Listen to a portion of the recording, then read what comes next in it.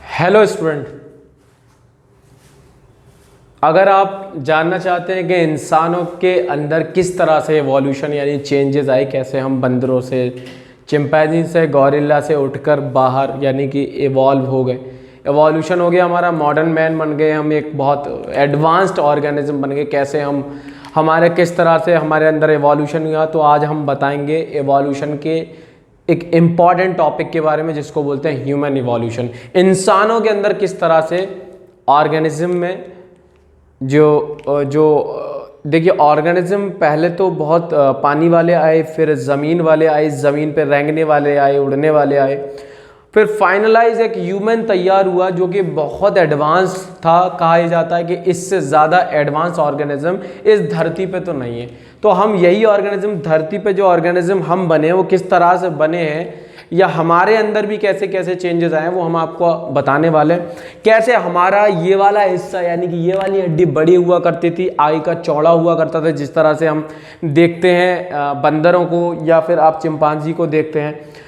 तो हम किस तरह से इवॉल्व हुए ये हम आपको बताएंगे, किस तरह से बंदरों से या गौरिल्ला से हमारा इवोल्यूशन हुआ। तो इवोल्यूशन फेज में सबसे ज़्यादा इंपॉर्टेंट है ह्यूमन इवोल्यूशन।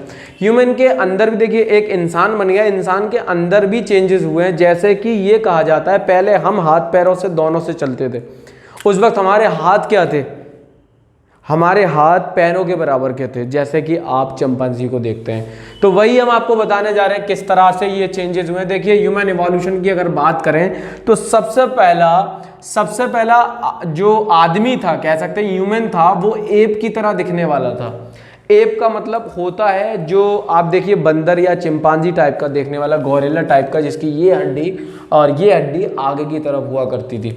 तो इसमें जो ऐप लायक होते थे, जिन बच्चों के लिए, जो नीट बच्चे दे रहे हैं उनके लिए भी बहुत इंपॉर्टेंट टॉपिक है। बहुत सारे क्वेश्चन हमने यहाँ लिख रखे हैं, तो लगे रहिए, बने रहिए हमारे चैप्टर, हमारे चैनल पे। देखिए ड्रायोपिथेकस, तो ड्रायोपिथेकस वो ऑर्गेनिज्म यानी कि ह्यूमन ऑर्गेनिज्म था जो सबसे पहला देखा गया एप की तरह था।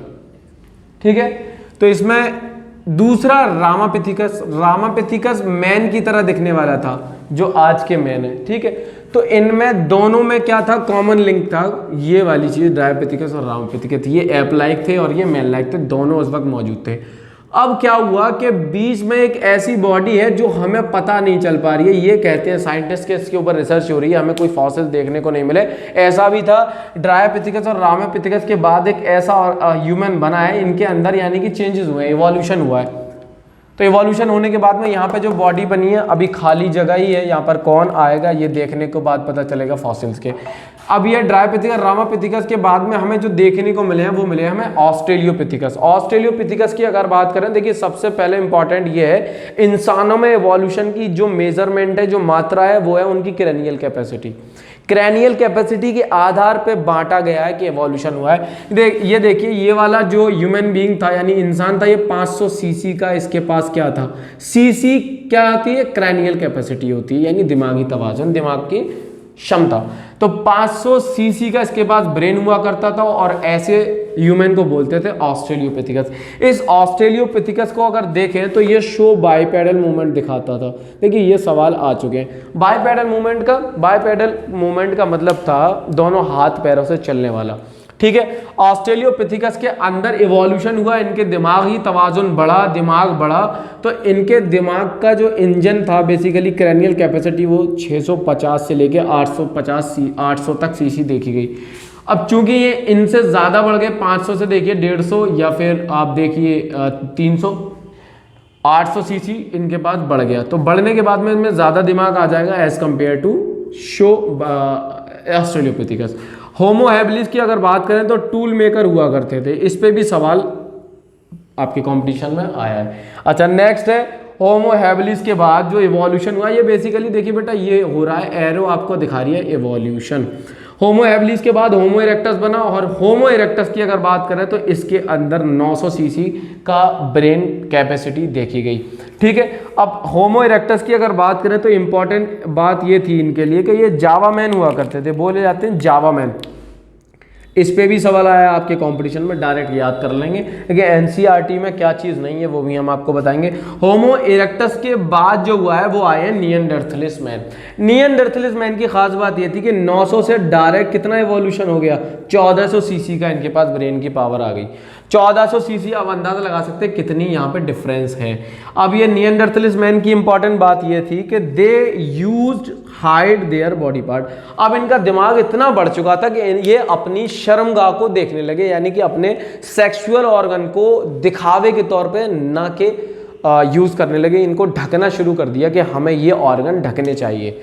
तो इतना दिमाग इनके अंदर आ गया, तो they use hide their body parts. अगला ये क्या करते थे, दे बरीड देयर डेड।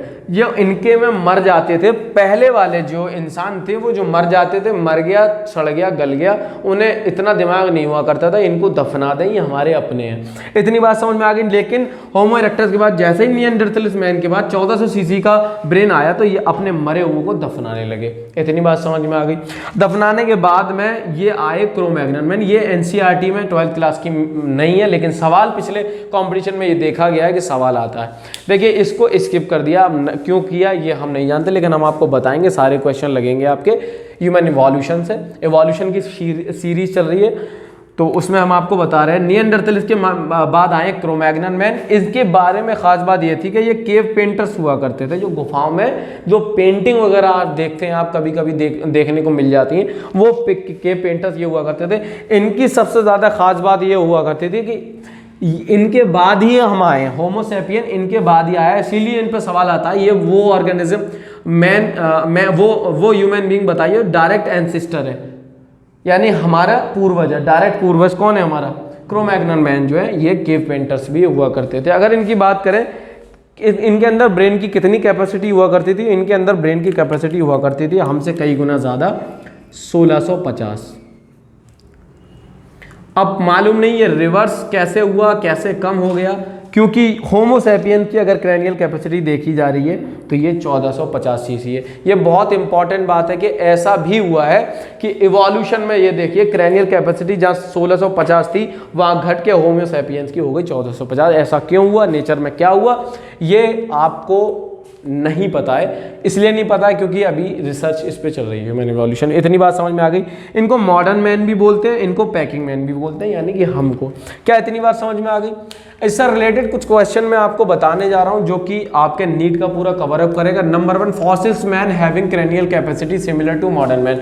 उन फॉसिल मैन के बारे में बताइए जो कि मॉडर्न मैन से काफी हद तक क्या है, सिमिलर है। तो वो ये देखे गए हैं निएंडरथलिस मैन। अक्सर बच्चे कंपटीशन में जो सवाल मार के आते हैं क्रो-मैग्नन मैन।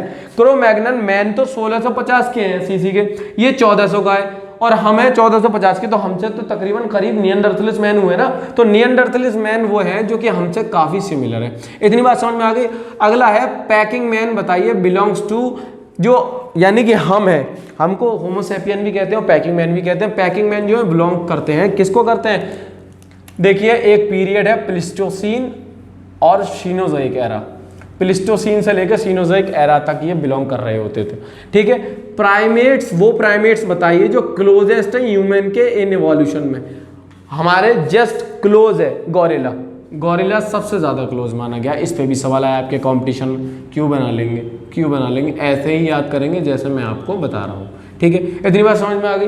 अब नेक्स्ट है fire was use for cooking. ये भी सवाल आया कि भाई इनमें से ह्यूमन इवोल्यूशन के अंदर कौन से मैन ऐसे थे जो कि फायर को यूज करते थे, आग को किस तौर पे यूज करते थे, खाने के तौर पे। यही तो इवोल्यूशन में आया। पहले तो ढकते भी नहीं थे, फिर ढकने लग गए तो इवोल्यूशन हो गया। पहले कच्चा खाते थे फिर पका खाने लगे, इवोल्यूशन हो गया। तो यही चीज़ है। Fire was use for cooking.